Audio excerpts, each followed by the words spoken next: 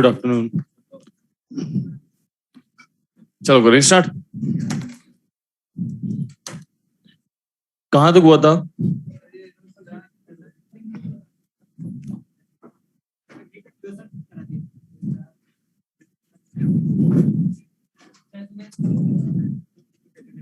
वो हो गया इसको, ठीक है। नोट का ये पहला पॉइंट था ना, नोट का ही सेकंड पॉइंट। हाँ, नोट का पहला पॉइंट था ये, नोट का सेकंड पॉइंट। नोट का सेकंड पॉइंट है ना, लिखो उसमें नेमिंग ऑफ ऑक्सीनाइन, नेमिंग ऑफ ऑक्सीनाइन। चलो समझ लो पहले एक बार सारा, फिर उसके बाद लिख लेना। नोट का सेकंड पॉइंट है ये, नेमिंग ऑफ ऑक्सीनाइन।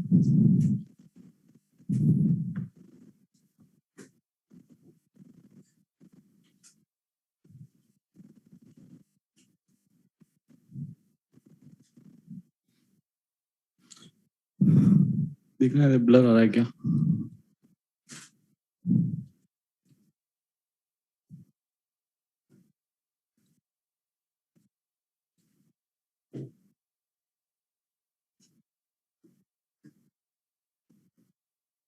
अब सही है? ओके।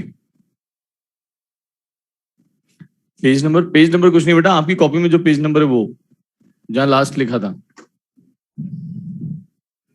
अभी तो।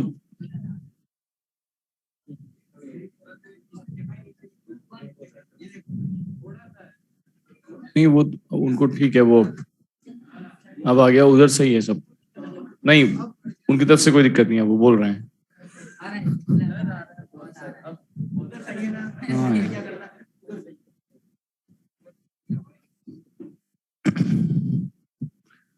लाइव वालों ठीक आ रहा ना, बिल्कुल साफ।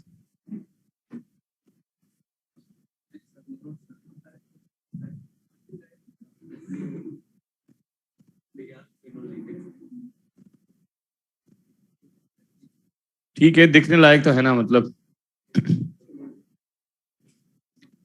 चलो स्टार्ट तो करते हैं एक बार, और चीजें लिखना तो अभी तो 3 ही वर्ड लिखे हैं, क्या पता और चीजें सही दिख जाए। चलो पेन चेंज कर देते। देखो नेमिंग ऑफ ऑक्सीनाइन, पहले तो ये समझो बेटा ऑक्सीनाइन क्या होता है, ध्यान से देखना सब इधर। ऑक्सीनाइन होता है जब आपने जैसे कोई ऑक्सी एसिड लिया है, ठीक है, ये ऑक्सी एसिड लिया, ऑक्सी एसिड से अगर आप H प्लस को रिलीज करवाते हैं तो क्या बनता है? ऑक्सीनाइन। क्या बनता है?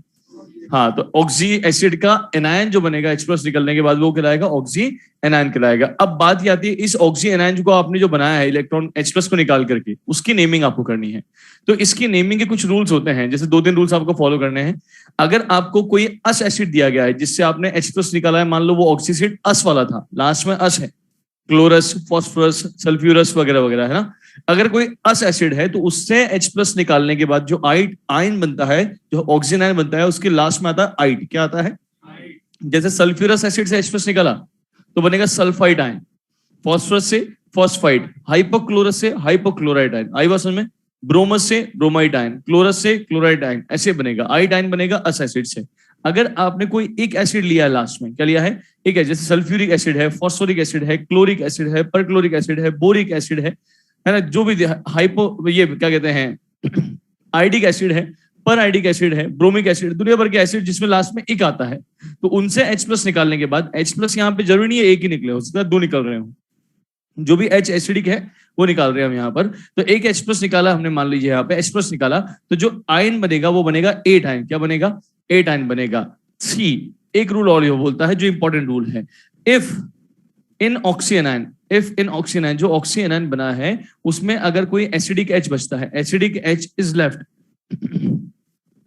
Then its name and number both is mentioned, both are mentioned. उसका नंबर और नाम दोनों आपको मेंशन करना पड़ेगा। अगर किसी ऑक्सीनाइन को आपने बनाया है उसमें एसिडिक H बच जाता है तो। एग्जांपल से ज्यादा बेटर क्लियर होगा। अरे यार,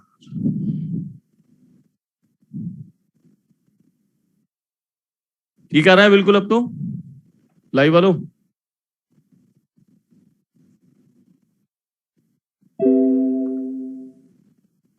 ठीक है, हाँ वो भी सीख कर रहे हैं, ठीक है।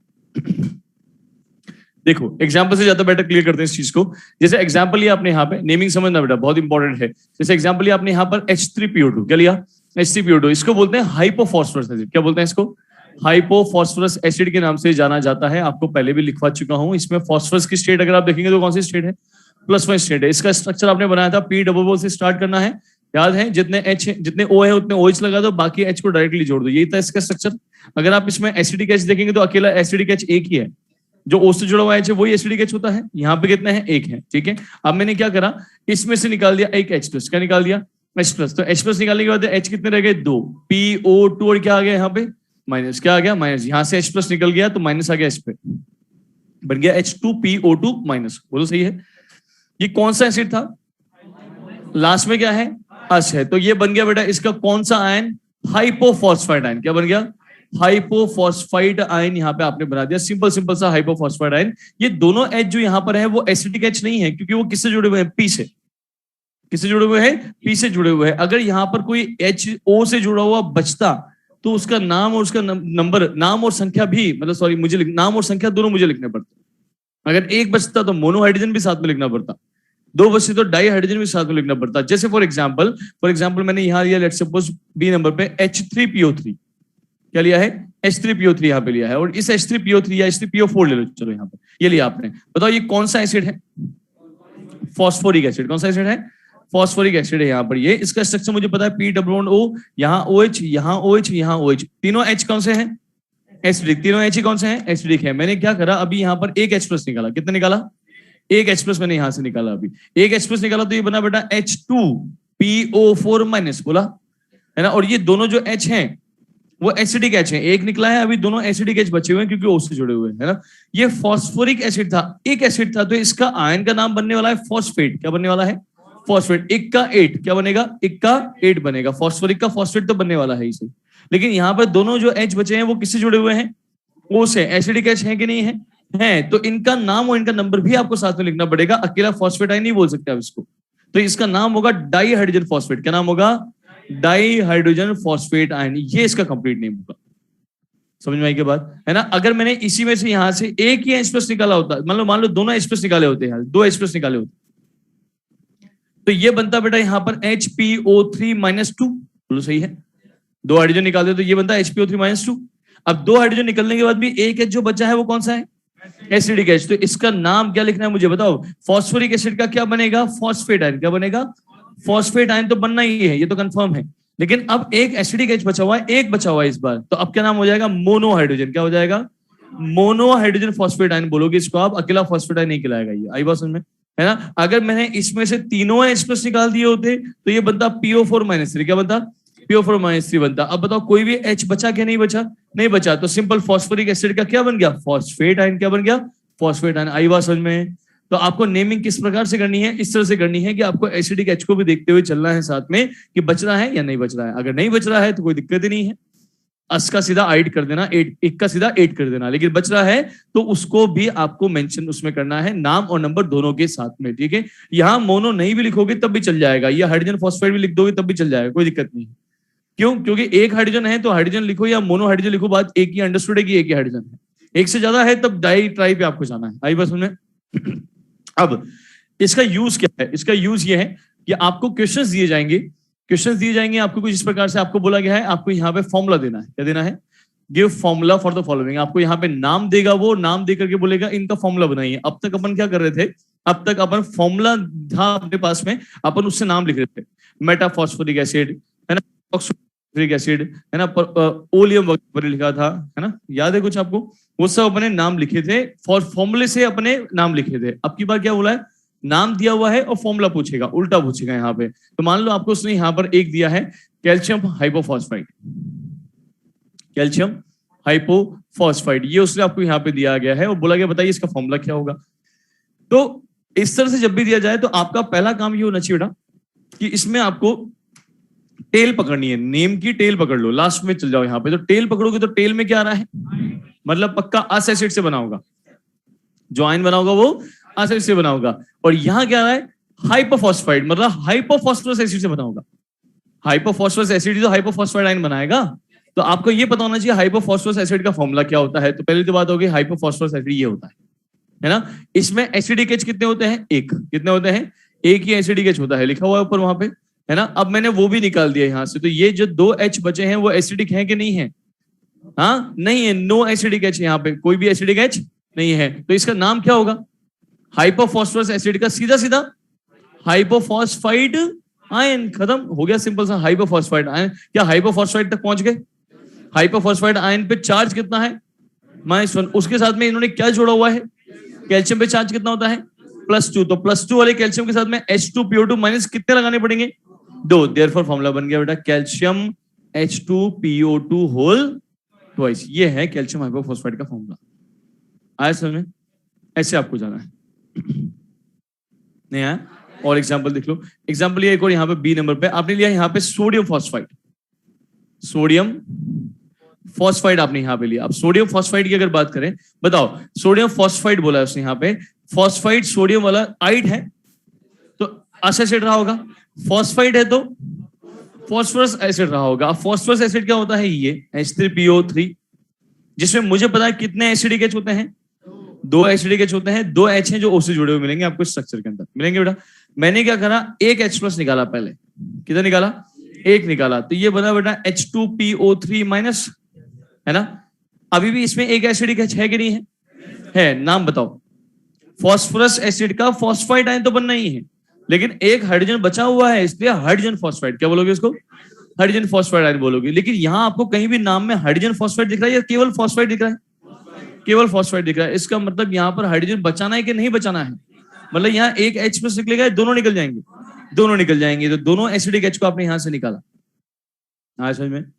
अब दोनों एसिडिक एच निकाला तो ये बना HPO3-2, अब नाम बताओ इसका, फॉस्फोरस एसिड का सीधा फॉस्फाइड आयन, बोलो बात समझ में आ रही है क्या, है ना। अब इस फॉस्फाइड आयन में कितना चार्ज है, -2, सोडियम पे कितना होता है, +1, तो इसको बैलेंस करने के लिए सोडियम +1 कितने लगेंगे, 2 लगेंगे, देयरफॉर फॉर्मूला क्या बन गया, देयरफॉर फॉर्मूला बन गया Na2HPO3, ये हो गया सोडियम फॉस्फाइड का फॉर्मूला, कर सकते हो क्या, हाँ ये पूरा निचोड़ है, पूरा एक्सट्रैक्ट है ऑक्सी एसिड का, बहुत सारी बातें यहाँ काम आ जाएगी, फॉस्फोरस एसिड कौन सा था, फॉस्फाइड कौन सा था, हाइपोफॉस्फोरस कौन सा था, वगैरह वगैरह सारी चीजें यहाँ काम आ जाएगी। तीसरा एक एग्जांपल और ले लो, चलो मान लो आपने यहाँ पे लिया है सोडियम टेट्राथायोनेट, क्या लिया आपको, सोडियम टेट्राथायोनेट आपको यहाँ दिया गया है, बोला गया बताइए इसका फॉर्मूला क्या होगा सोडियम टेट्राथायोनेट का, ठीक है, करें स्टार्ट, बताओ 8 आ रहा है मतलब एक एसिड रहा होगा, टेट्राथायोनेट आ रहा है मतलब टेट्राथाइनिक एसिड से रहा होगा, अब टेट्राथाइनिक एसिड से टेट्राथायोनेट बनेगा, पहले बनाओ टेट्राथाइनिक एसिड, अब टेट्राथाइनिक एसिड कैसे बनता था, H2SnO6 में याद है, N की वैल्यू अगर 4 डालेंगे तो कैटिनेटेड एसिड्स और सल्फर, याद है H2SnO4 H2SnO6, तो एक H2SnO4 तो था पॉलीथायोनस और H2SnO6 था पॉलीथायोनिक, जब N की वैल्यू 4 डाल देंगे तो बन जाएगा टेट्राथायोनिक, बनाया भी था स्ट्रक्चर भी याद है, बीच वाले दोनों सल्फर पे 0 स्टेट थी और बाद वाले दोनों पे +5 आ रहा था, एक पन्ना पलटोगे ना तो आ जाएगा, सिर्फ एक पन्ना आ गया, एक पन्ना पलटने वाली चीजें याद नहीं आ रही नालायक को, अब पढ़ते नहीं हो जाके तुम कुछ भी, है ना, रिवाइज नहीं कर रहे ना कुछ भी, घाटा कर रहे हो, मैंने क्या रिवाइज कर रहे हो, याद ही नहीं आ रहा तुमको कुछ भी, तो ये बनाना है टेट्राथायोनेट ऐसे। अब बताओ टेट्राथायोनिक एसिड कैसे बनेगा, एन की वैल्यू को 4 डाल करके, तो ये बना H2H4O6, क्या नाम हो गया बेटा इसका, टेट्राथायोनिक एसिड, क्या हो गया टेट्राथायोनिक एसिड, ये हो गया इसका नाम टेट्राथायोनिक एसिड, एक एसिड आ गया है ना। अब मैंने क्या करा, इसके यहाँ पर एक H+ निकाला, मान लो अगर एक H+ निकाला तो एक H बच जाएगा एसिडिक वाला यहाँ पर, क्योंकि दोनों ही HO से जुड़े हुए हैं, क्या यहाँ पे फिर नाम क्या होगा उसका, मोनोहाइड्रोजन, मोनोहाइड्रोजन टेट्राथायोनेट आयन, मोनोहाइड्रोजन टेट्राथायोनेट आयन, लेकिन यहाँ पे हाइड्रोजन आना है क्या कहीं, मतलब एक H निकला कि दोनों निकाल दिए, दोनों निकाल दिए, तो यहाँ से दोनों H+ निकाल दिए, निकाल दिए बेटा। अब ये दोनों H+ अगर यहाँ से निकल गए तो ये बना H4O6-2, तो इसको क्या बोलोगे आप, टेट्राथायोनेट, क्या बोलोगे, टेट्राथायोनेट आयन, ये टेट्राथायोनेट आयन है, बोलो बात समझ आ रही है ना। अब इस टेट्राथायोनेट में चार्ज कितना है और यहाँ सोडियम पे कितना होता है, +1, तो इसके साथ सोडियम कितने लगाऊं, 2, तो देयरफॉर फॉर्मूला बन गया, फॉर्मूला हो जाएगा फॉर्मूला Na2H4O6, ये फॉर्मूला हो गया, ये हो गया सोडियम टेट्राथायोनेट का फॉर्मूला, कर सकते हो, है ना। इस तरह की चीजें आपको ध्यान रखनी है, और समझा दें थोड़ा सा, एक मिनट इसको मूव कर दूं हल्का सा।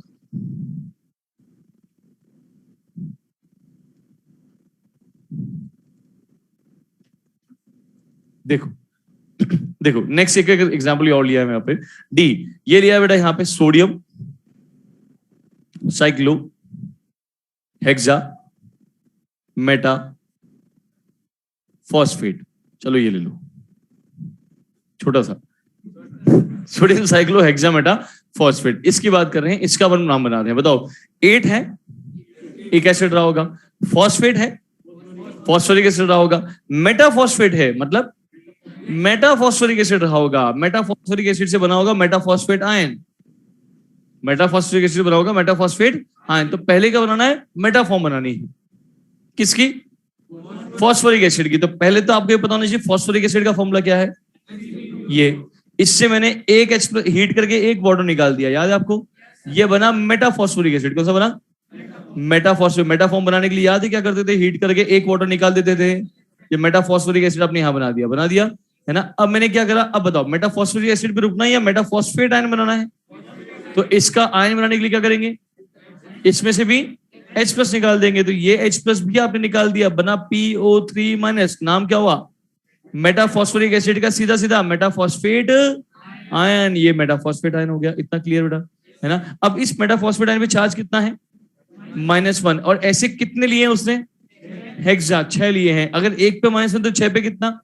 -6। बैलेंस करने के लिए सोडियम +1 वाले कितने लगाने पड़ेंगे? 6 लगाने पड़ेंगे। तो देयरफॉर फॉर्मूला क्या बन गया? बताओ। Therefore formula will be, formula हो गया क्या?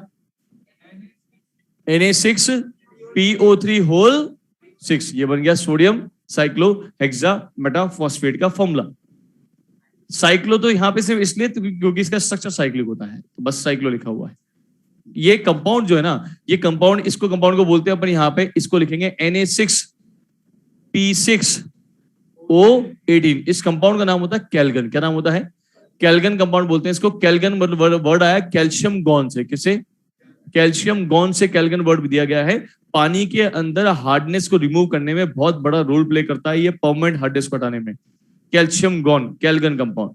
पानी के अंदर हार्डनेस को हटाने के 4 मेथड्स पढ़ेंगे अपन हाइड्रोजन चैप्टर के अंदर, परमानेंट हार्डनेस को हटाने के। टेम्पररी हार्डनेस से पानी में, पानी को उबालने मात्र से हट जाती है ना। कैल्शियम मैग्नीशियम के बाइकार्बोनेट सॉल्ट पीपीटी बन के बाहर हो जाते हैं। लेकिन अगर उसके अंदर सल्फेट्स हैं, क्लोराइड्स अगर डिसॉल्व फॉर्म में है, तो वो परमानेंट हार्डनेस क्रिएट करते हैं, जो उबालने से नहीं हटती। उसके लिए कोई आपको कंपाउंड एक्सटर्नली उसमें डालना पड़ता है जो हार्डनेस हटाने का काम करता है। उन 4 मेथड्स में एक मेथड कैल्गन मेथड होता है। कैल्गन मेथड मतलब ये कंपाउंड अपन यूज करेंगे पानी की परमानेंट हार्डनेस को रिमूव करने में। इसलिए इसको कैल्शियम गॉन कहा गया है। कैल्शियम जो हार्डनेस क्रिएट कर रहा था पानी में, उसको लेकर के ही चला जाता है, इसलिए कैल्शियम ले जाने वाला कैल्गन कहलाता है। इसको कैल्शियम गॉन के नाम से कैल्गन कहा गया है। अब इसके स्ट्रक्चर की बात करते हैं, जो कि साइक्लिक होता है, इसलिए यहाँ पर साइक्लो लिखा गया है। स्ट्रक्चर ऐसा होता है, यहाँ पर ये पी है, यहाँ पर ये पी ओ पी, यहाँ पर ये ओ पी, यहाँ पर ये ओ, यहाँ ये पी, यहाँ पर ये ओ, यहाँ ये पी, ऐसे ये ओ पी, ये ओ और ये पी। ये तो कुछ एक ढांचा हो गया। अब सारे फॉस्फरस से एक डबल बॉन्ड ओ एक नेगेटिव है, एक डबल बॉन्ड ओ एक नेगेटिव है, ऐसे ही एक डबल बॉन्ड ओ एक नेगेटिव है, और एक डबल बॉन्ड ओ यहाँ पर भी है, और एक ओ नेगेटिव यहाँ पर भी है। ऐसे ही एक डबल बॉन्ड ओ और एक ओ नेगेटिव यहाँ पर भी है, और डबल बॉन्ड ओ और एक ओ नेगेटिव यहाँ पर भी है। ये हो गया पूरा स्ट्रक्चर इसका। अभी कुछ लगाना बाकी है, बताओ क्या? सोडियम। क्या लगाना बाकी है? सोडियम लगाना बाकी है। सोडियम इस ओ नेगेटिव से किस बॉन्ड से जुड़ा होगा? Ionic bond. एक बॉन्ड, एक सोडियम यहाँ होगा। ऐसे कितने होंगे? 6। कितने होंगे? 6। तो ये हो गया Na6P6O18 का ओवरऑल स्ट्रक्चर, जिसको अपन बोलते हैं क्या कंपाउंड? कौन सा कंपाउंड है ये? कैल्गन। कौन सा कंपाउंड है? कैल्गन कंपाउंड है। तो ये था पूरा पूरा कैल्गन कंपाउंड का स्ट्रक्चर, पूरा ऑक्सीजन की नेमिंग का पार्ट। आपको समझ में आ गया पूरा? प्ले फटाफट छापो।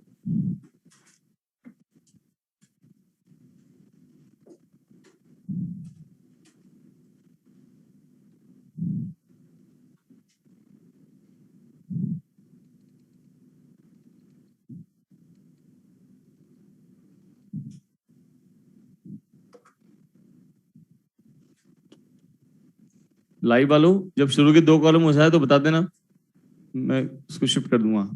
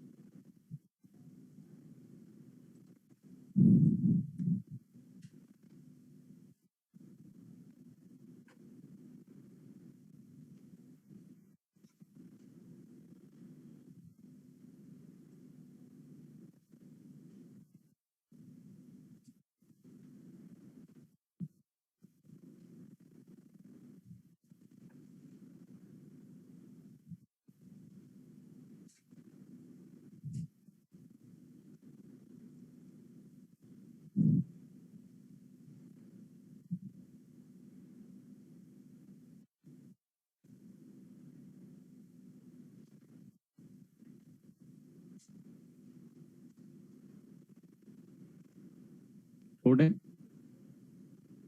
हो गया।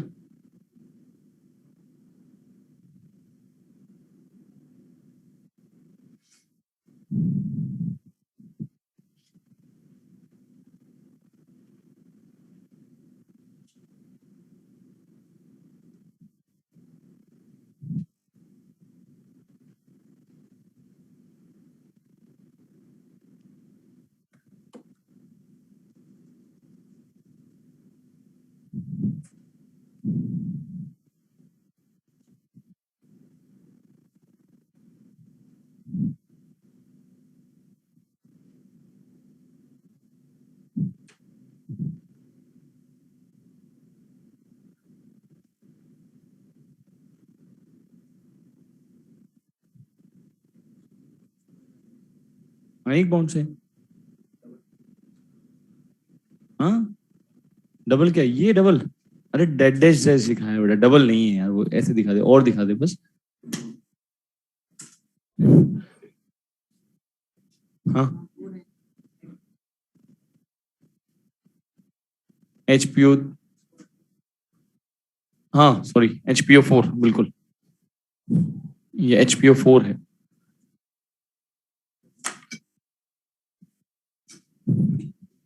लाइव वालों आप भी सही कर लेना उसको, HPO4 है वो, एग्जाम्पल नंबर बी में H3PO4 वाले में 2H+ निकाल रहे हैं जिसमें।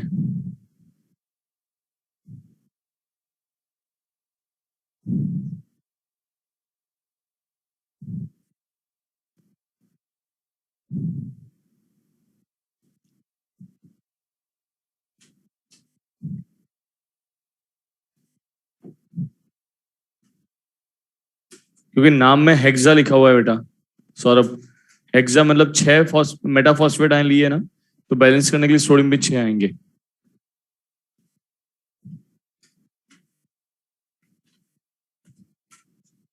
ओके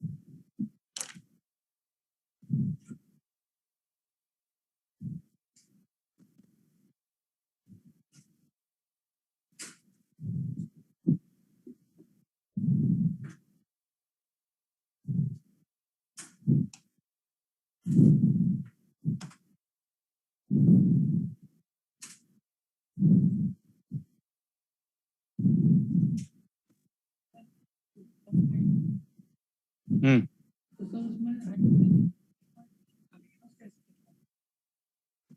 किसमें सोडियम फॉस्फाइड, हाँ जो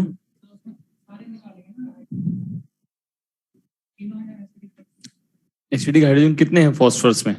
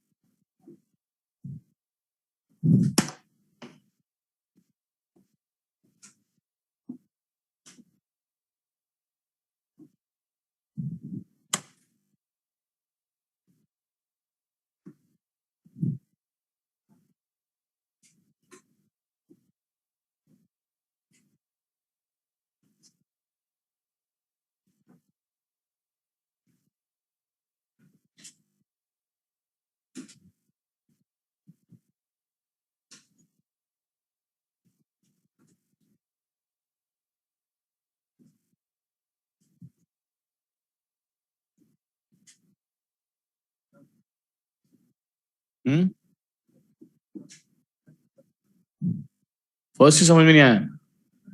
ट्राइमर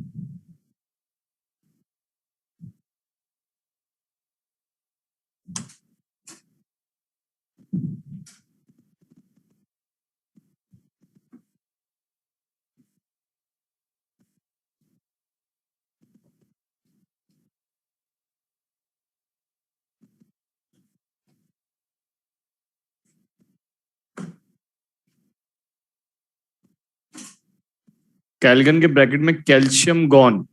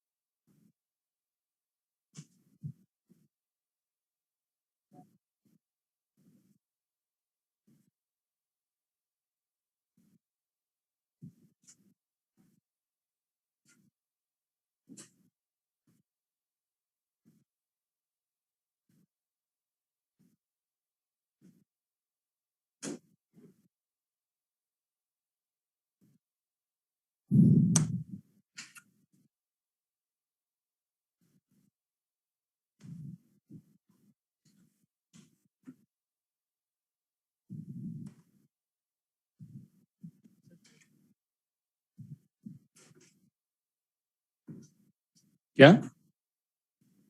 बिल्कुल।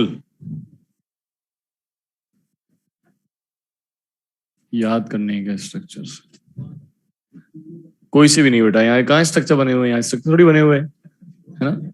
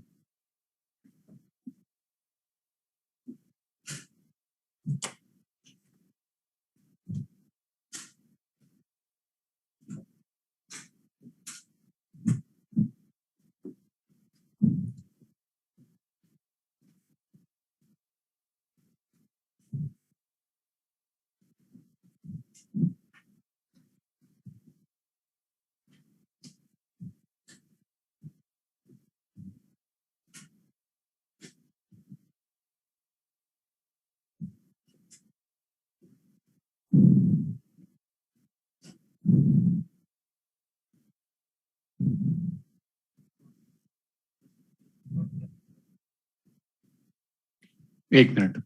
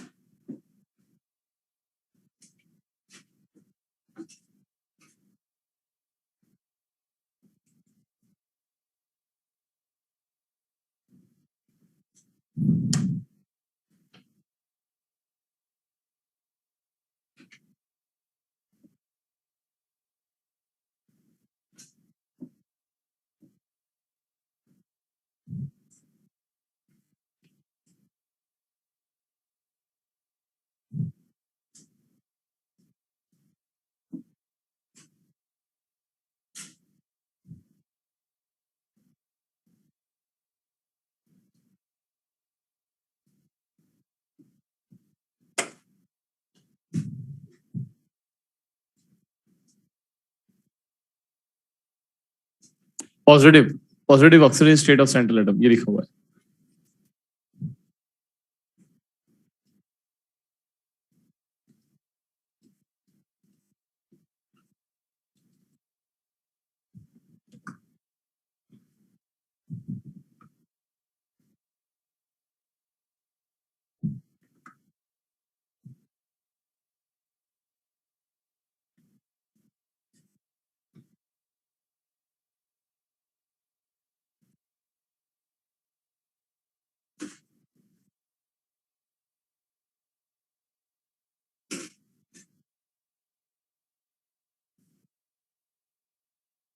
थर्ड कॉलम पे हो ना?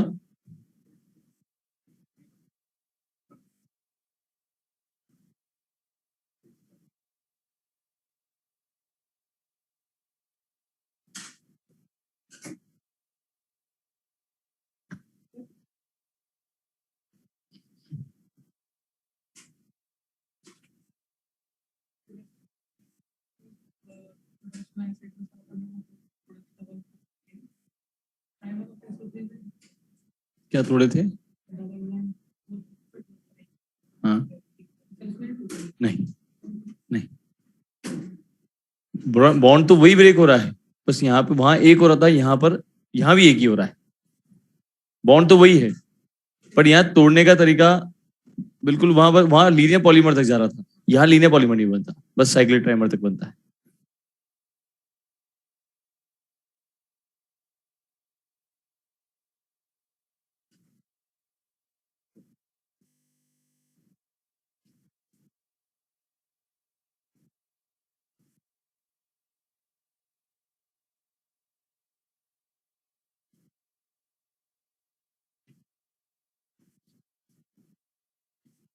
हो गया?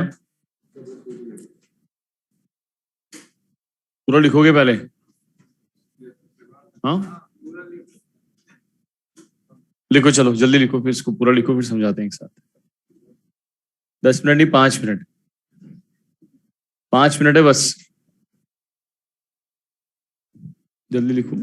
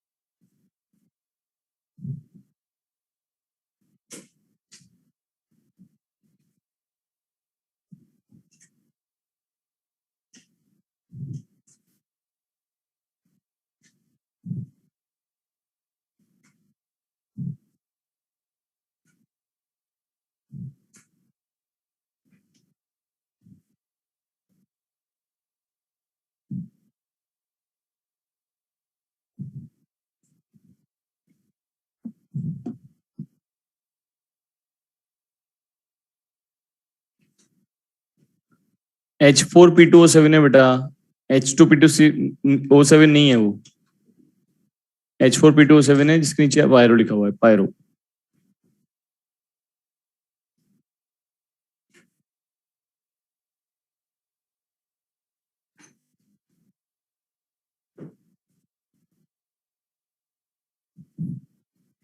एसिडिक नेचर में directly proportional to EN of central atom if central atom equal to different, positive oxygen state of central atom if central atom equal to same.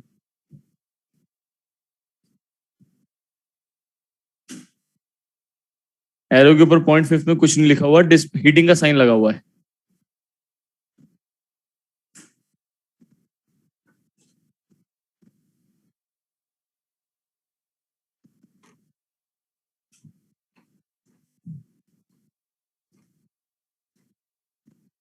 Done.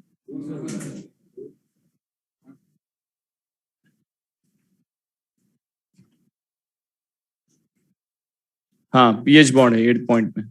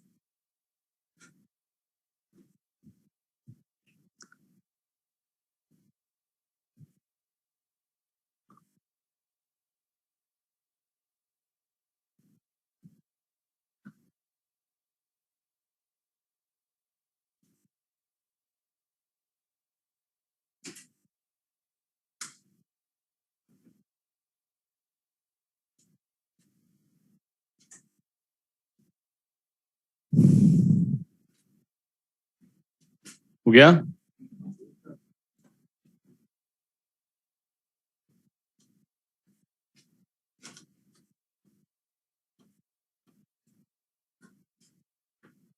अरे बेटा, ionic compound के अंदर Na+ की form में तो होगा, Na की form में थोड़ी होगा मेटल। केटायन तो बनाएगा ना।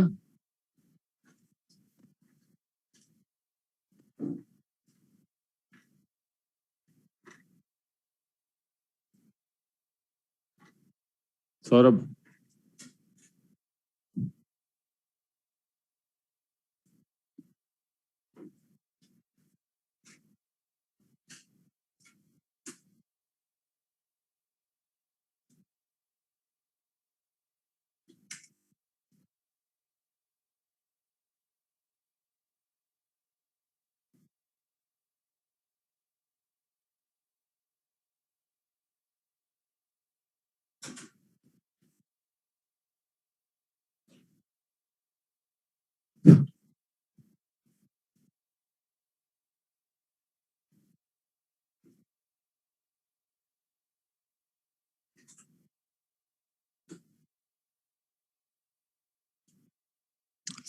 हे भगवान, ये लड़का।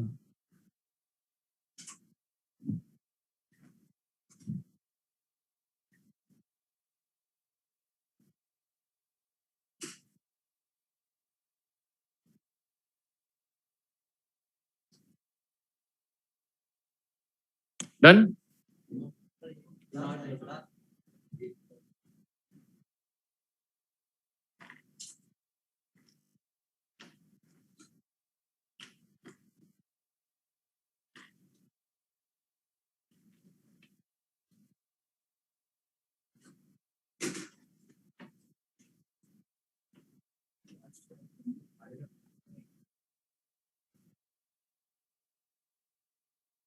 क्या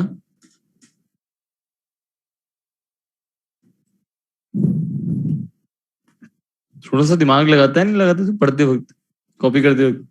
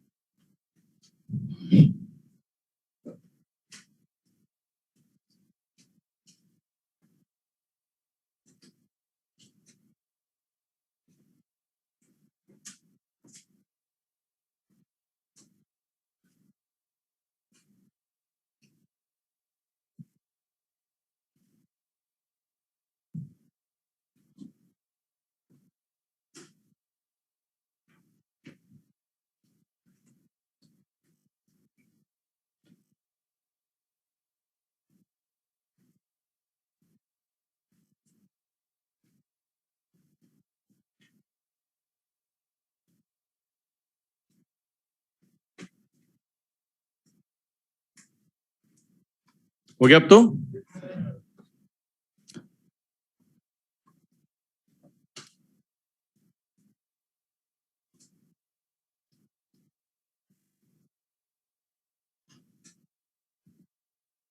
चलो देखो,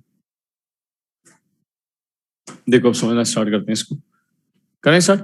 देखो कुछ इंपॉर्टेंट पॉइंट्स जो बार बार काम आएंगे आगे भी, इन रिएक्शंस पॉइंट्स को ध्यान भी रखना है, आगे बार बार यूज में आएंगे इसलिए।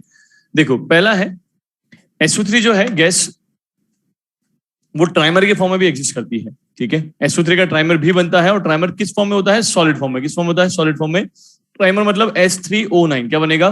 स्ट्रक्चर कैसा होता है? साइक्लिक होता है। ये आपके सामने स्ट्रक्चर बना हुआ है ना। स्ट्रक्चर डायरेक्टली आपको ध्यान रखना ही है, स्ट्रक्चर के बारे में कुछ भी बात नहीं है, याद ही रखना है स्ट्रक्चर कैसे बनता है।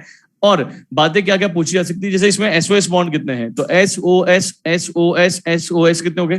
3। S और S डायरेक्टली एक भी जगह जुड़ा हुआ है क्या? नहीं। तो SS बॉन्ड कितने हो गए? 0। ब्रिजिंग ऑक्सीजन कितने हो गए? जो दो सल्फर को जोड़ रहे हैं वो ब्रिजिंग है, तो एक ये वाला, एक ये वाला, एक ये वाला, 3 ब्रिजिंग ऑक्सीजन हो गए। हर सल्फर का हाइब्रिडेशन क्या है? sp3। एक बार क्वेश्चन पूछा था एम्स के अंदर, hybridisation of solid sp3 solid SO3। तो सॉलिड SO3 का हाइब्रिडेशन पूछा, मतलब हाइब्रिडेशन आपको सल्फर का बताना है sp3। क्या बताना है? जबकि लोगों ने sp2 टिक कर दिया, पहला ही ऑप्शन था, उनको लगा SO3 गैस का हाइब्रिडेशन पूछा, वो भूल गए सॉलिड देखना। सॉलिड SO3 मतलब वो S3O9 ट्राइमर की बात कर रहा है। SO3 सॉलिड में ट्राइमर की फॉर्म में एग्जिस्ट करता है, गैस फॉर्म में नहीं। गैसेस में तो सिंगल मॉलिक्यूल है SO3 sp2, लेकिन ट्राइमर लिखने का मतलब ही क्या है? वो किस पे जा रहा है? सॉलिड पे जा रहा है। और सॉलिड पे लिखने का मतलब ही एक्चुअल में ये है कि उसका हाइब्रिडेशन sp3 है, ना कि sp2। ये इंपॉर्टेंट है, ध्यान रखिएगा। यहाँ पर हाइब्रिड पूछते हैं। P4 का स्ट्रक्चर, ये P4 किसका डाइमर होता है? P2O3 का। P2O3 को अगर आप दो बार मतलब डाइमर बना दे इसका, तो ये बन जाता है क्या? P4O6। इसी प्रकार से P2O5 का भी डाइमर होता है P4O10। दोनों के स्ट्रक्चर बना रखे है ना। स्ट्रक्चर कुछ इस प्रकार है, phosphorus POP POP POP POP और POP और POP, 6 POP लिंकेज है ना। ये स्ट्रक्चर बना हुआ आपके सामने। ये जो ऐसे दिखा है ना बीच में ऑक्सीजन, ये एक्चुअल में ऐसे आया हुआ है। ये फॉस्फरस यहाँ से, ये फॉस्फरस इसको ऐसे कनेक्ट कर रहा है, like this, above the plane, है ना। ऐसे आ रहा है, ये ऐसे आ रहा है, समझो आप बात को। ये फॉस्फरस और ये फॉस्फरस जो है, इनको ये जो ऑक्सीजन कनेक्ट कर रहा है वो ऐसे कर रहा है, अंदर से जाते हुए बोर्ड के अंदर, समझ आ रहा है? बोर्ड के अंदर ऐसे जाते हुए, ये एक अंदर जा रहा है, यूं आ रहा है, और ये ऊपर से ऐसे आ रहा है, ठीक है। तभी जाकर के आपको समझ में आएगा कि एक लोन पे और 3 सिग्मा का हाइब्रिडेशन sp3 है। ज्योमेट्री पिरामिडल है, और पिरामिडल मतलब पक्का है नॉन प्लेनर स्ट्रक्चर, और नॉन प्लेनर तभी होगा जब एक बाहर एक अंदर वगैरह कुछ रहेगा। आई बात समझ में? तो ये इस तरह का स्ट्रक्चर है। क्या क्या पूछता है? पीओपी लिंकेज कितने हैं? 6। पीपी बॉन्ड एक भी नहीं। ब्रिजिंग ऑक्सीजन कितने? सारे के सारे ऑक्सीजन ही, ब्रिजिंग ऑक्सीजन है, 6 के 6 ऑक्सीजन दोनों फॉस्फेट्स को कनेक्ट कर रहे हैं कहीं ना कहीं, तो ब्रिजिंग ऑक्सीजन 6 हो गए। हर फॉस्फेट्स का हाइब्रिडेशन क्या है, sp3 है। अब p4 एडेन का स्ट्रक्चर बिल्कुल सिमिलर है, एग्जैक्टली सेम है, बस यहाँ पर p4O6 था और वहां क्या हो गया O10, 4 ऑक्सीजन बढ़ गए। तो 4 ऑक्सीजन कहां बढ़ा दिए, यहाँ double bond double bond double bond double bond, चारों साइड पे यहाँ यहाँ यहाँ यहाँ, जहां फॉस्फोरस के लोन पेयर था वहां क्या कन्वर्ट हो गया, वो डबल बॉन्ड में कन्वर्ट हो चुका है। नाइट्रोजन के +1 और नाइट्रोजन के +3 वाले जो कंपाउंड्स होते हैं बेटा, वो डिस्प्रोपोर्शनेशन रिएक्शन शो करते हैं एसिडिक मीडियम के अंदर। बहुत इंपॉर्टेंट लाइन है, बार बार काम आएगी। नाइट्रोजन के +1 +3 वाले कंपाउंड जो हैं, अधिकांश कंपाउंड नाइट्रोजन के +1 +3 वाले, हर कंपाउंड नहीं, अधिकांश कंपाउंड जो है वो डिस्प्रोपोर्शनेट हो जाते हैं। डिस्प्रोपोर्शनेशन रिएक्शन मैं आपको कई बार बता चुका हूं, एक लो स्टेट का प्रोडक्ट और एक हाई स्टेट का प्रोडक्ट साथ में बनाना। जो स्टेट है उससे लो में भी जाना और जो स्टेट है उससे हाई में भी जाना, वो डिस्प्रोपोर्शनेट रिएक्शन कहलाती है। HNO2 के एग्जांपल यहां पे लिया है। ये ऐसे क्यों करते हैं, क्योंकि नाइट्रोजन को आपने देखा होगा +5 में भी देखा होगा और नाइट्रोजन को आपने -3 में भी देखा होगा। -3 उसकी लोएस्ट है और +5 उसकी हाईएस्ट है। तो +1 +3 इन दोनों के बीच में आती है, -3 के और +5 के बीच में आएगी, +1 और +3 आएगी। मतलब कौन सी स्टेट हुई, इंटरमीडिएट। कौन सी स्टेट हुई, और इंटरमीडिएट स्टेट के बारे में हम कई बार जानकारी ले चुके हैं कि जब भी इंटरमीडिएट स्टेट के कंपाउंड दिए जाते हैं तो उनके अंदर किसी ना किसी मीडियम में जाकर के डिस्प्रोपोर्शनेशन रिएक्शन शो करने की टेंडेंसी देखी जाती है, either in basic medium, either in acidic medium, either on heating, either in water. Water में भी डिस्प्रोपोर्शनेट कर सकते हैं, या हीट करने में भी डिस्प्रोपोर्शनेट कर सकते हैं, या बेसिक एसिडिक मीडियम में भी डिस्प्रोपोर्शनेट कर सकते हैं। कंपाउंड टू कंपाउंड वेरी करेगा कहां डिस्प्रोपोर्शनेट वो शो करेंगे। नाइट्रोजन के +1 +3 कंपाउंड एसिडिक मीडियम में डिस्प्रोपोर्शनेट करते देखे गए हैं। बाय डिफॉल्ट आपको याद रखना है। एग्जांपल, एक एग्जांपल बहुत इंपॉर्टेंट है जो पूछा जाता है। HNO2 को अपन कौन सा एसिड बोलते हैं, नाइट्रस एसिड। कौन सा एसिड है ये नाइट्रस एसिड है। और नाइट्रस एसिड के अंदर N की स्टेट जो क्या है, +3। क्या स्टेट है, +3। और ये +3 स्टेट वाला ये नाइट्रस एसिड जो है वो एसिडिक मीडियम पास करने पर अपने आप को डिस्प्रोपोर्शनेट कर देता है, लो में भी चल जाता है और हाई में भी चल जाता है। लो में क्या बनाता है, NO, और हाई में क्या बनाता है, HNO3। ये NO ही बनाता है, यही ध्यान रखना। नाइट्रोजन के +5 स्टेट से नीचे वाले या +3 स्टेट से नीचे वाले असंख्य कंपाउंड नेचर में एग्जिस्ट करते देखे जाते हैं बेटा। बहुत सारे कंपाउंड नेचर में एग्जिस्ट करते हैं नाइट्रोजन के +5 से नीचे वाले या +3 से नीचे वाले। उन असंख्य कंपाउंड्स में से यहां कौन सा बन रहा है, तो NO बनता है, यह ध्यान रखना, ये इंपॉर्टेंट है। मैं ये नहीं समझा सकता आपको अभी कि NO ही क्यों बन रहा है, ये आपको याद ही करना पड़ेगा। इसके लिए हमें क्या है, लेजिमा डायग्राम पढ़ना पड़ेगा, हमें पोटेंशियल्स को स्टडी करना पड़ेगा। लेजिमा डायग्राम ये समझा देता है, पोटेंशियल्स को स्टडी करने पे समझा जा सकता है कि NO ही क्यों बन रहा है। पर ना लेजिमा डायग्राम आपके लेवल का है, ना पोटेंशियल आपके लेवल का है, ना मैं आपको उसको समझा पाऊंगा, है ना। तो उस चीज को अवॉइड करते हुए अपने को क्या करना है, अपने को सीधा सीधा इसको याद करने लायक। वो अपने पार्ट का ही नहीं है, अपने कोर्स का नहीं है, वो बिल्कुल PhD लेवल की बातें हैं। आप भी नहीं समझ सकते, मैं समझा भी नहीं सकता। तो आपको 1-2 रिएक्शंस ऐसे आएंगे जो बाय डिफॉल्ट रट लेनी है, क्योंकि ये इतनी थोरोली काम आएंगी कि आपने इनको याद नहीं किया तो हर बार हर नई रिएक्शन में जब इसका यूज आएगा तो दिक्कत आएगी। आई बात समझ में। तो ये NO ही बनाता है और HNO3 बनाता है। आई बात समझ में। चलो आ जाओ, H3PO2 के अंदर फॉस्फोरस की स्टेट +1 है, यहाँ पे इसकी स्टेट +3 है। फॉस्फोरस भी +5 और -3 दोनों शो करता है। अब +5 -3 देखा जाए तो +5 हाईएस्ट हुई, -3 लोएस्ट हुई, तो बीच में आती है +1 और +3 आती है। कौन सी हुई, ये भी इंटरमीडिएट। कौन सी हुई, और इंटरमीडिएट स्टेट होने के कारण से ये भी डिस्प्रोपोर्शनेट शो करते हैं। कब शो करते हैं, हीट करने पर। कब, हीट करने पर। और हीट करने पर डिस्प्रोपोर्शनेट हो जाते हैं, दोनों के दोनों डिस्प्रोपोर्शनेट हो जाते हैं, H3PO2 भी और PO3 भी। बात खास ये है, अच्छी बात ये है कि दोनों का प्रोडक्ट एक ही बनता है। PH3 और H3PO4, PH3 और H3PO4 दोनों का दोनों ही सेम प्रोडक्ट में डिस्प्रोपोर्शनेट होते हैं। PH3 और H3PO4 का ही फॉर्मेशन यहां पर करते हैं, लो में भी चले जाते हैं और हाई में भी चले जाते हैं। आई बात समझ में, याद रख पाओगे इस चीज को। आ जाओ, हीटिंग इफेक्ट देखा आपने यहाँ पे फॉस्फोरिक एसिड का। फॉस्फोरिक एसिड का जो हीटिंग इफेक्ट है,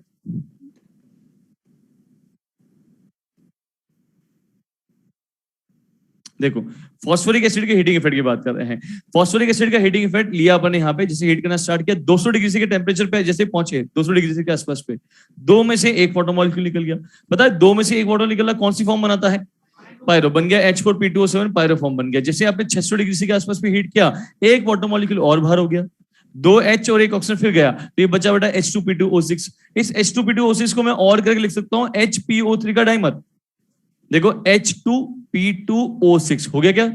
तो HPO3 को अपन क्या बोलते हैं, मेटाफॉस्फोरिक एसिड। याद है आपको, है ना। HPO3 को अपन बोलते हैं मेटाफॉस्फोरिक एसिड, जो फॉस्फोरिक एसिड से 1 वाटर निकालने में बनता है ना। जो dimer, cyclic trimer, linear polymer सब बना रहा था, याद है आपको, है ना। Due to extra P double bond O जो कि वीक था, याद है, जो टूट टूट के आगे नई नई यूनिट्स में जुड़ रहा था। तो ये HPO3 है बेटा, जो मेटाफॉस्फोरिक एसिड है, उसी का क्या है ये डाइमर, ये उसी का डाइमर है जो अपने बनाया भी था। ठीक है, स्ट्रक्चर रिंग लाइक स्ट्रक्चर बना था, 4 मेंबर की रिंग।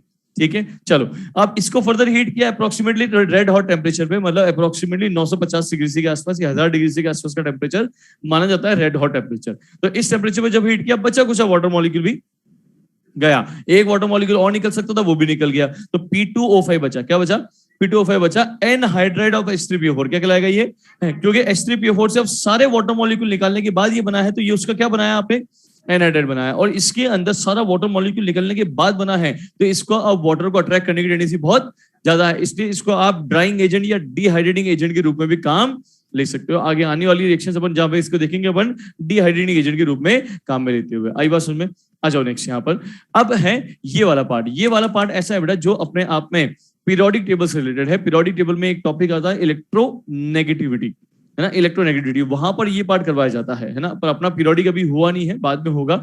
इसलिए मेरे को जो पॉइंट समझाना था एक्चुअली वो ये था, ये वाला पॉइंट था जो समझाना था, और ये वाला पॉइंट था समझाना था। ये अब इस अकेले पॉइंट को समझाने के लिए मुझे ये सारे पॉइंट्स एक्सप्लेन करने पड़ रहे हैं यहाँ पर, क्योंकि ये पीरियोडिक में हो जाता है, अदरवाइज तो, और वहां नहीं हुआ इसलिए यहाँ समझा रहा हूँ। ठीक है, अब हम मुझे बताओ, मेटल्स के ऑक्साइड और मेटल्स के हाइड्रोक्साइड की अगर हम बात करें, तो मेटल्स के ऑक्साइड हाइड्रोक्साइड में किसका, मतलब या मेटल्स की अगर बात करें अपन यहाँ पे, तो उसके हाइड्रोक्साइड ऑक्साइड कैसे होते हैं? बेसिक या एसिडिक?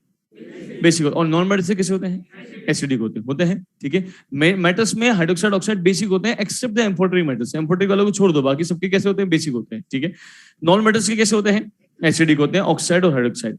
अगर मुझे एक से ज्यादा ऑक्साइड दे दी जाए या हाइड्रोक्साइड दे दी जाए नॉन मेटल्स के, ऑक्सी एसिड वगैरह, क्योंकि नॉन मेटल्स के साथ में अगर OH ग्रुप लग जाता है, हाइड्रोक्साइड ग्रुप लग जाता है, नॉन मेटल का हाइड्रोक्साइड बन जाता है, तो उसको अपन ऑक्सी एसिड ही बोलते हैं, है ना, क्योंकि नॉन मेटल से OH ग्रुप का जुड़ना इस ऑक्सी एसिड। तो नॉन मेटल के आपको हाइड्रोक्साइड मतलब ऑक्सी एसिड दे दी जाए, या फिर आपको नॉन मेटल्स के ऑक्साइड दे दी जाए एक से ज्यादा, वो बोला जाए बताइए इनमें कंपेयर करके किसका एसिडिक नेचर ज्यादा है, किसका एसिडिक नेचर कम है। तो आप बस ये चेक कर लो कि उनमें किसकी EN ज्यादा है, किस नॉन मेटल की EN ज्यादा है। जहां EN बढ़ रही होगी वहां एसिडिक नेचर भी बढ़ेगा, क्योंकि आप मुझे नॉन मेटल्स के ऑक्साइड हाइड्रोक्साइड कैसे होते हैं? एसिडिक। कैसे होते हैं? तो जिन नॉन मेटल्स में नॉन मेटेलिक कैरेक्टर ज्यादा होगा, उनके ऑक्साइड हाइड्रोक्साइड उतने ज्यादा एसिडिक भी होंगे। अब नॉन मेटेलिक कैरेक्टर कैसे पता चलेगा ज्यादा होगा? चेक कर लो, EN मतलब इलेक्ट्रॉन्स को अपनी तरफ खींचने की टेंडेंसी, और इलेक्ट्रॉन खींचते कौन है? मेटल के नॉन मेटल? Non metal. तो जिसमें EN ज्यादा उसमें इलेक्ट्रॉन्स को खींचने की टेंडेंसी, मतलब नॉन मेटेलिक कैरेक्टर भी, मतलब उनके ऑक्साइड हाइड्रोक्साइड का एसिडिक नेचर भी ज्यादा। ये तो आप तब चेक करोगे जब सेंट्रल एटम डिफरेंट है। आई बात समझ में? अगर सेंट्रल एटम सेम हो जाता है, एक ही एलिमेंट के, एक ही नॉन मेटल के आपको बहुत सारे ऑक्सी एसिड, या एक ही नॉन मेटल के आपको बहुत सारे ऑक्साइड दे दिए, मान लो नाइट्रोजन का NO, N2O3, N2O5, N2O4 वगैरह वगैरह दे दिया, और बोला गया बताइए इन सब में एसिडिक नेचर का कंपैरिजन। तो नाइट्रोजन के ऑक्साइड दे दिए, एक ही नॉन मेटल का, एक ही एलिमेंट का ऑक्साइड दे दिया आपको, यहाँ पे ऑक्सी एसिड दे दिए, तो उस टाइम पे आप चेक करोगे, उस टाइम पे EN तो नहीं देखोगे, उस टाइम पे देखोगे आप कहना कि पॉजिटिव ऑक्सीडेशन स्टेट। क्या देखोगे? पॉजिटिव ऑक्सीडेशन स्टेट देखोगे। जितना पॉजिटिव में ऑक्सीडेशन स्टेट बढ़ेगी नॉन मेटल पर, प्लस चार्ज बढ़ेगा जितना, उतना बताओ प्लस चार्ज बढ़ने के साथ साइज क्या होता है? प्लस चार्ज बढ़ेगा, साइज छोटा होगा। साइज छोटा होगा तो जेड इफेक्ट बढ़ेगा, मतलब अट्रैक्शन, और अगर अट्रैक्शन करने की पावर बढ़ रही है तो इनडायरेक्टली EN बढ़ रही है, और EN बढ़ रही है मतलब नॉन मेटेलिक कैरेक्टर बढ़ रहा है, और नॉन मेटेलिक कैरेक्टर बढ़ रहा है मतलब एसिडिक नेचर बढ़ रहा है। बात समझ में आई क्या? हाँ, तो कितना जितना पॉजिटिव चार्ज बढ़ेगा उतना ही साइज छोटा होगा, EN बढ़ती चली जाएगी, नॉन मेटेलिक कैरेक्टर बढ़ता जाएगा, एसिड नेचर बढ़ता जाएगा। ये कब चेक करोगे? जब सेंट्रल एटम डिफरेंट है कि सेम है? सेम है। आई बात समझ में?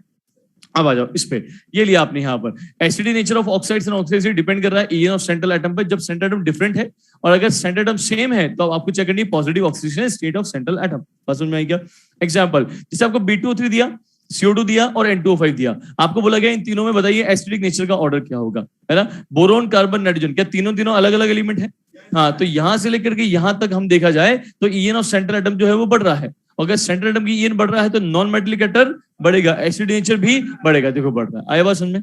अब इन्हीं के क्या दे दिया आपको? ऑक्साइड की जगह ऑक्सी एसिड दे दिया। अब इनके ऑक्साइड दिए थे पहले बोरोन, कार्बन, नाइट्रोजन के, अब बोरोन, कार्बन, नाइट्रोजन के ही ऑक्सी एसिड दे दिए आपको, दे दिए, है ना? वही एसिड नेचर पूछा है। लेफ्ट राइट जाने पे वही बोरोन, कार्बन, नाइट्रोजन, EN बढ़ रही है, वही नॉन मेटेलिक कैरेक्टर बढ़ रहा है, एसिड नेचर बढ़ रहा है। अब आपको यहाँ पर HOCl, HCl2, HCl3, HCl4, Cl का, ये भी किसका ऑक्सी एसिड है? ये भी किसका? ये भी किसका? ये भी क्या एक ही एलिमेंट के ऑक्सी एसिड दे दिए?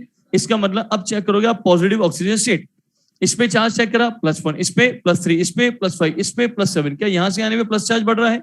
अगर पॉजिटिव ऑक्सीजन स्टेट बढ़ी तो साइज छोटा होगा, जेड इफेक्ट बढ़ेगा, ईएन बढ़ेगा, नॉन मेडिकेटर बढ़ेगा, तो एसिड नेचर भी बढ़ेगा, ये बढ़ रहा है। लेकिन इसका एक अपवाद, एक एक्सेप्शन, इस अकेले एक्सेप्शन को समझाने के लिए मैं कह रहा हूं ना, ये सब समझाना पड़ा है ना। अदरवाइज ये तो पार्ट कहां हो जाता है, पीरियोडिक में हो चुका होता है। लेकिन अब वहां आएगा तो आपको ये चीजें याद आ जाएगी अपने आप, है ना। भगवान जाने याद आएगी नहीं आएगी, आपको तो याद 2 दिन पुरानी याद नहीं आती है।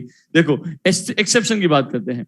हंसते हो नालायक को, हंसते क्यों, याद करके आनी चाहिए ना, ये बातें हैं, हंसोड़ लेते हैं अपन। देखो फिर हंस रहे हैं। देखो एसिड नेचर की बात करते हैं, H3PO2 H3PO3 H3PO4 आपको दिया गया है ना। इसमें एक्सेप्शनल क्यों है, क्योंकि इसके अंदर जो हम सोचते हैं वैसा ऑर्डर नहीं आता। जैसे फास्फोरस का ऑक्सीडेशन है, ये भी फास्फोरस का है और ये भी फास्फोरस का है, तीनों का फास्फोरस के ऑक्सीडेशन है। तो चेक करनी चाहिए हमें ऑक्सीजन स्टेट, क्योंकि एक ही एलिमेंट के दे रखे हैं। तो +1 +3 +5 के हिसाब से इसका सबसे ज्यादा एसिडिक होना चाहिए, इसका सबसे कम। लेकिन होता है उल्टा ऑर्डर, बिल्कुल रिवर्स ऑर्डर होता है, ठीक है। इसका सबसे ज्यादा होता है, इसका सबसे कम हो जाता है, ठीक है। अब रीजन क्या है, इसके रीजन 2-3 तरह के हैं समझाने के। और हमारे कोर्स में जो रीजन है, जो सबसे इजी रीजन है वो अवेलेबल है एनसीईआरटी के अकॉर्डिंग। वो बोलती है कि आप पानी में जब इसको डालोगे तो पानी में जाके H+ देना ही एसिडिक नेचर दिखाता है। पानी में जो H+ जल्दी से देगा वो ज्यादा एसिडिक होगा, जो मुश्किल से देगा वो कम एसिडिक होगा, है ना।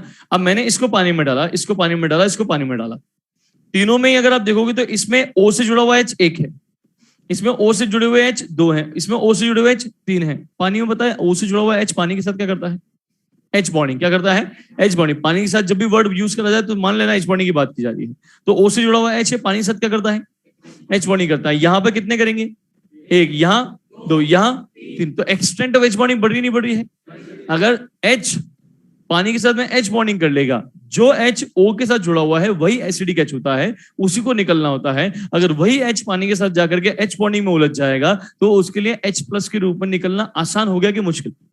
अगर मुश्किल हो जाएगा तो एसिड नेचर बढ़ जाएगा कि कम हो जाएगा, कम हो जाएगा। इसलिए यहां से यहां जाने पर जैसे जैसे OH की संख्या बढ़ रही है, एक्सटेंट ऑफ H बॉन्डिंग बढ़ रहा है, H+ का पानी के साथ में H बॉन्डिंग करने की इन्वॉल्वमेंट बढ़ती जा रही है। H+ के रूप में निकलना उसका आसान या मुश्किल हो जा रहा है, मुश्किल। और मुश्किल हो जाएगा तो एसिड नेचर उतना ही कम हो जाएगा। इसलिए यहाँ इसका सबसे ज्यादा, इसका सबसे कम हो जाता है। ये रीजन यहाँ पे निकल के आता है। आई बात समझ में। तो यहाँ लिखा हुआ है नंबर ऑफ OH ग्रुप बढ़ रहे हैं, H बॉन्डिंग विद वाटर बढ़ रही है, H+ रिमूवल बिकम्स डिफिकल्ट, दस एसिडिक नेचर डिक्रीज। आई बात समझ में।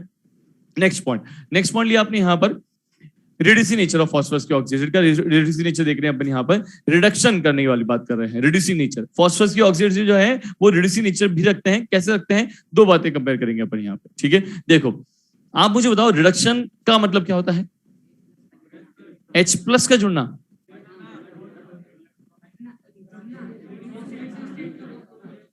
रिडक्शन। चलो मैंने आपको अपना H दिया तो मैंने आपको क्या कर दिया, रिड्यूस, और मैं क्या हो गया, ठीक है। अगर मैंने आपको दिया अपना O तो मैंने आपको क्या कर दिया, और मैं क्या हो गया, रिड्यूस। तो मतलब removal of H is what, reduction, है ना। Removal of H is what, reduction. किसका, आप लोगों का। मेरा खुद का तो क्या हुआ, ऑक्सीडेशन हुआ। तो जो H देता है मतलब वो रिड्यूसिंग एजेंट की तरह वर्क करता है, खुद तो ऑक्सीडाइज होता है और सामने वाले को रिड्यूस करता है। जिसके लिए H देना जितना आसान होगा उसके लिए उसका रिड्यूसिंग बिहेवियर उतना ही ज्यादा होगा। जिसके लिए H देना जितना मुश्किल होगा उतना रिड्यूसिंग बिहेवियर उसका कम होगा। आई बात समझ में। आ जाओ इसमें यहाँ पे रिलेट करते हैं। H3PO2 H3PO3 H3PO4 के अंदर अगर बात करें तो इनका स्ट्रक्चर मैंने यहाँ बनाया हुआ है। आप देखो H3PO2 के स्ट्रक्चर में 2 pH बॉन्ड है ना। इसमें एक ही pH बॉन्ड है और इसमें एक भी pH बॉन्ड नहीं है। ये pH बॉन्ड को फोकस क्यों कर रहा हूं मैं यहाँ पर, क्योंकि मुझे पता है बेटा P और H की EN सेम होती है।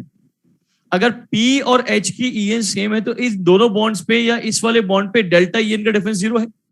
अगर डेल्टा EN का डिफरेंस 0 हो गया इन बॉन्ड्स पे तो ये बॉन्ड पोलर के non polar, non polar bond weak होते हैं कि स्ट्रॉन्ग होते हैं, वीक होते हैं। ऑब्वियसली बात है वीक है ना। पोलैरिटी होती तो आपस में अट्रैक्शन होता, अट्रैक्शन होता तो बॉन्ड की स्ट्रेंथ ज्यादा होती। तो ये बॉन्ड पोलर है कि नॉन पोलर है, मतलब वीक है कि स्ट्रॉन्ग है, वीक है तो टूटने के चांसेस ज्यादा है कि कम है, टूटेगा तो H देगा। अब जो ज्यादा H देगा उसका रिड्यूसिंग बिहेवियर ज्यादा, और जो कम H देगा उसका रिड्यूसिंग बिहेवियर कम। तो बताओ सबसे ज्यादा pH बॉन्ड किसमें, फर्स्ट वाले में कि लास्ट वाले में। तो इसमें से H कितने निकलेंगे, इसमें बस रिड्यूसिंग नेचर कम हो रहा है। आई बात समझ में। जो ज्यादा H देगा उसका रिड्यूसिंग नेचर सबसे ज्यादा, जो कम बिल्कुल नहीं देगा उसका रिड्यूसिंग नेचर बिल्कुल भी नहीं होगा, मतलब इसका तो रिड्यूसिंग नेचर होता ही नहीं है। आई बात समझ में। ये कंपैरेटिव स्टडी है, इसलिए यहाँ पर रिड्यूसिंग नेचर का ऑर्डर निकल के आ रहा है ऐसा। आई बात समझ में। ये लिखा हुआ है यहाँ पे, यहाँ से यहाँ आने पर नंबर ऑफ pH बॉन्ड कम हो रहे हैं, H देने की टेंडेंसी, H गिविंग टेंडेंसी कम हो रही है, दस रिड्यूसिंग नेचर आल्सो डिक्रीजेस। आई बात समझ में। एक पॉइंट और बचा हुआ है बस, फिर ये इंपॉर्टेंट पॉइंट्स खत्म हो जाएंगे। वो तो एसिडिक H हो गया ना, H प्लस निकल गया, वो तो एसिडिक सा बिहेव कर रहा है, H देना रेड्यूसिंग नेचर है, ठीक है। लाइव वालों, ये लिख चुके हो ना आप लोग सब कुछ?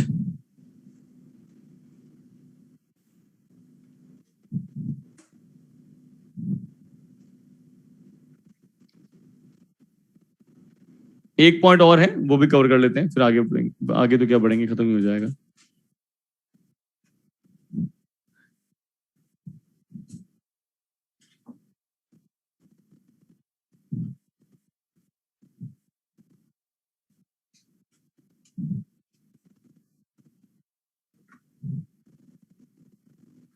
चलो एक पॉइंट और, last point in some important points का।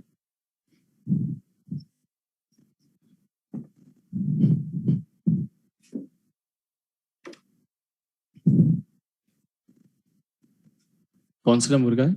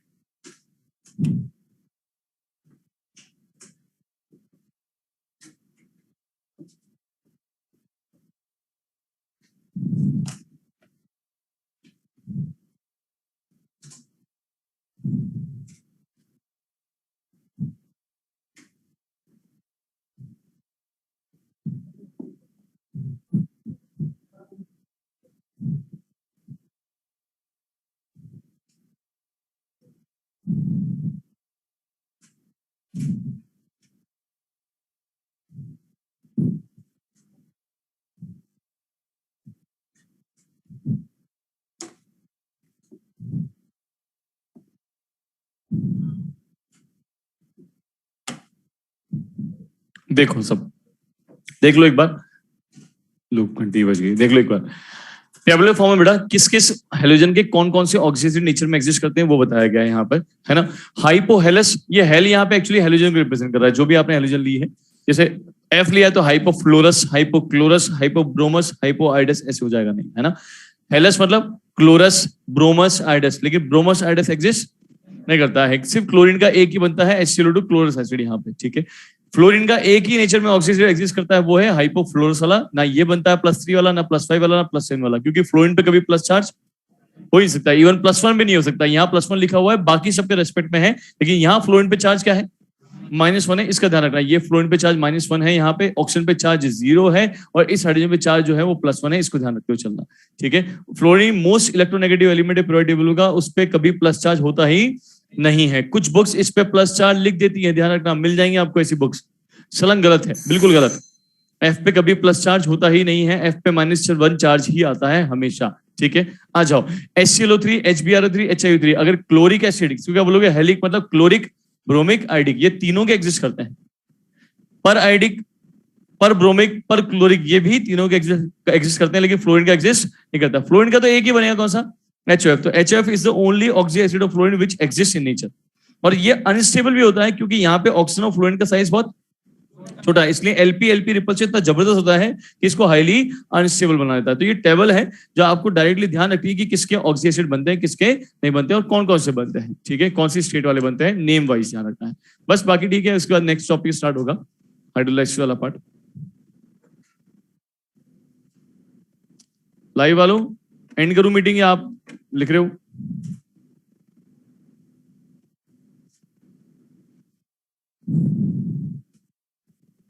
लिख रहे हो, ठीक है, थैंक यू।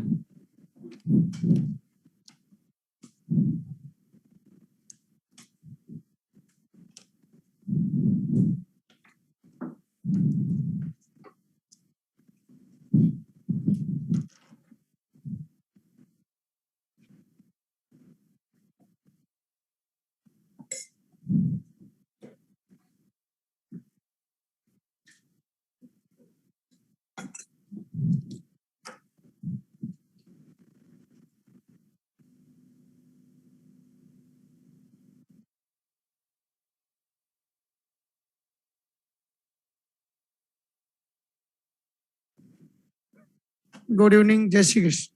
बेटी बेटी बेटे बेटी, नोटिस बोर्ड देखते हैं आप सब अच्छी तरह से, है ना? नहीं, मैं जो बात कहना चाह रहा हूँ समझना बात। नोटिस बोर्ड देखते हैं आप लोग अच्छी तरह से, देखते हैं क्या होता है? कई चीजें ऐसी होती जो आप लोग सोचते हैं कि मैंने तो सही किया है, लेकिन नंबर कम कैसे है, फिर बाद में समझ में आती है कि कहाँ गड़बड़ करी। समझने बात? उसी तरह से बोल रहा हूं, नोटिस बोर्ड जब भी देखें ध्यान से देखें, सही तरह से देखें। कौन सा पेज है आपका? MEU1 आपका FBC कोड। FBC कोड क्या है? फीडबैक बैच कोड आपका। आपका पेज क्या है? U1। FBC कोड क्या है आपका? भैया देखना, बोल दो थोड़ी देर बाद कर। मैं सिर्फ कोई चीज पूछना चाह रहा हूँ, गलती बताऊंगा अभी आपको।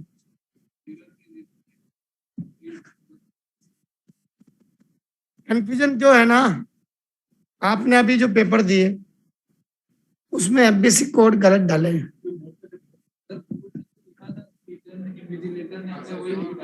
गलत लिख दिया था उन्होंने यूं।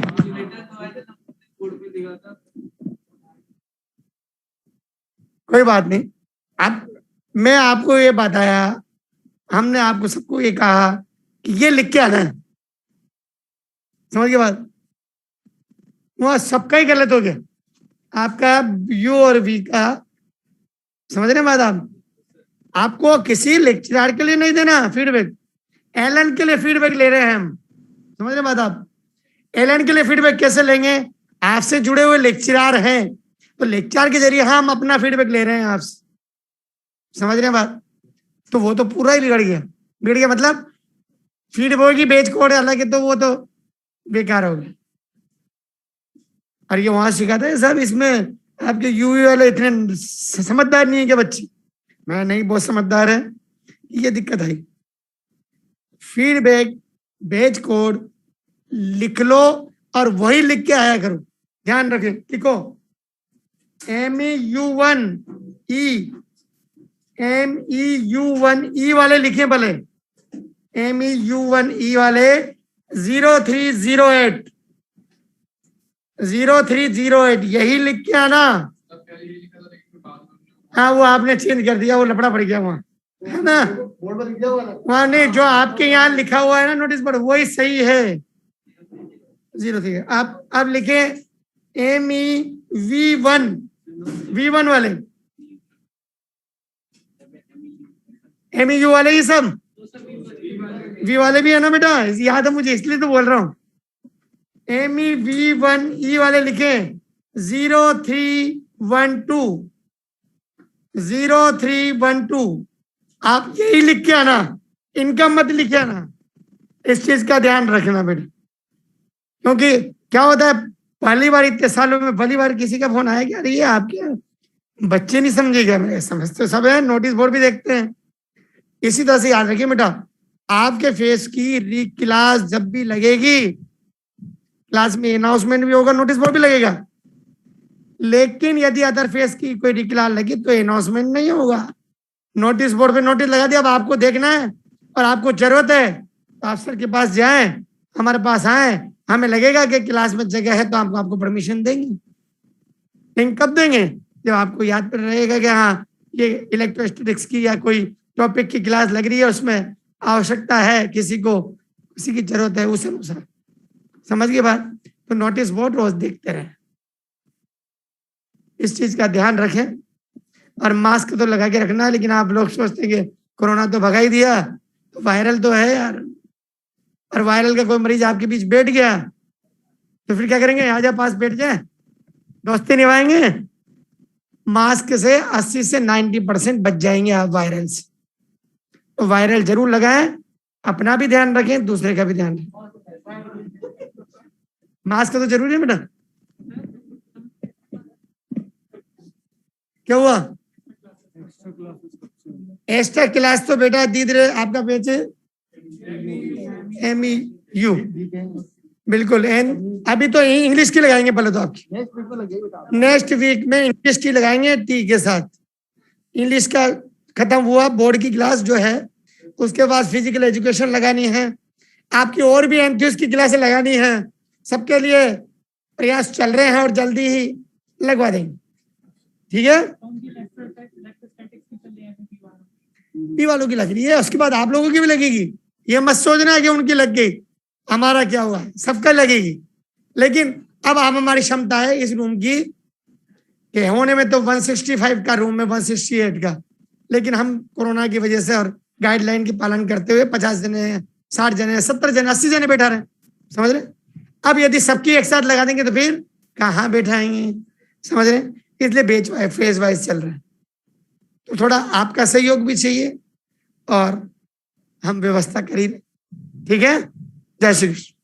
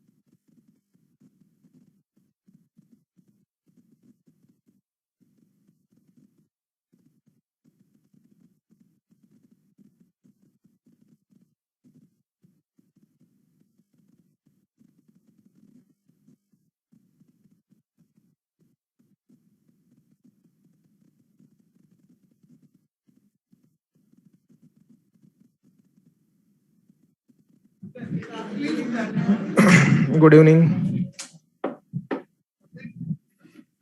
बैठ जाओ।